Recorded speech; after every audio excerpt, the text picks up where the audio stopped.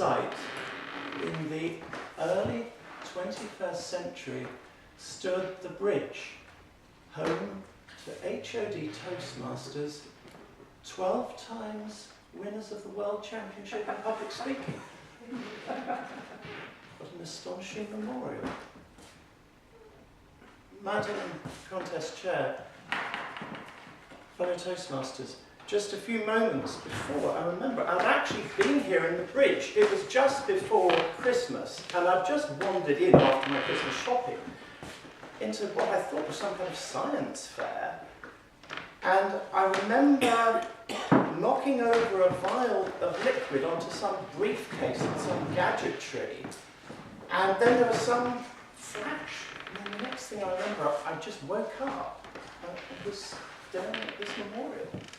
It was a summer's day.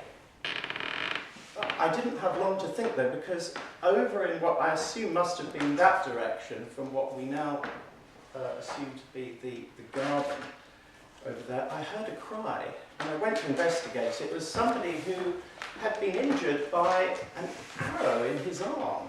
Fortunately, for my Christmas shopping, I did happen to have a swab of alcohol, one of these alcohol dabs that I'd got for these screen protectors I was hoping to put on.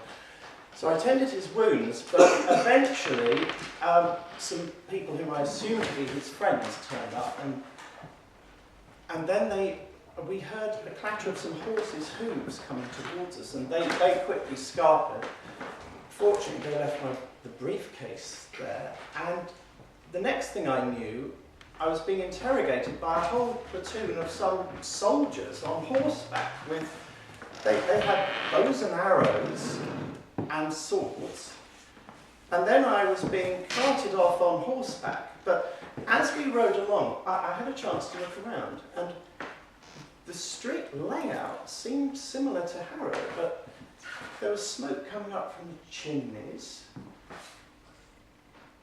and it was very odd. I think we went up a hill that I assumed to be up towards Harrow Wealdstone, and there were some fields there, but people were using scythes to do some harvesting.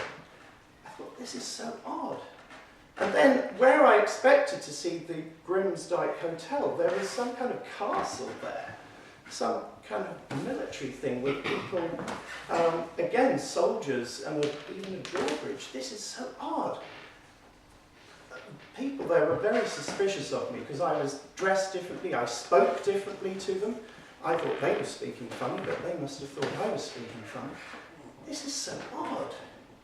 Anyway, I was interrogated by, for a while, and after talking to lots of tiresome middle-ranking officials, I was introduced to the person who I obviously assumed to be in charge. And he finally believed my story when I took out my mobile phone and showed him moving pictures. Because what he told me was that all the world, what I found out from some conversations with him after he finally believed my story, was all the world's resources had been used up. There was no power to power mobile phones, so for me to be showing him something with moving pictures must mean I had access to a source of power, and he could see from the pictures that I was driving in cars. These were not things that people could have fuel for anymore, so obviously that convinced him to believe my story. And I stayed at this castle for a few days talking with him, and after a while though, there was one evening a whole group of armed men just burst in on us, and I was there with this person, and among the attackers who arrived, I recognised the person whom I'd helped. And they were just about to really, I think they may have actually wanted to kill that person. And apparently they thought that this person was taxing them and doing lots of bad things to them. But I stepped in and I said, look, this guy is a good guy. He's been good to me, and you've got to remember, I've been good to you. I helped you over at that monument. And they stopped, but they said, he's been taxing us, he's been doing bad things to us. The person who was in charge, obviously, he said, I've not been doing this. But they then pointed to his sidekick and said, he's the one. And you know, the sidekick did the normal thing of trying to scarper, but he was captured.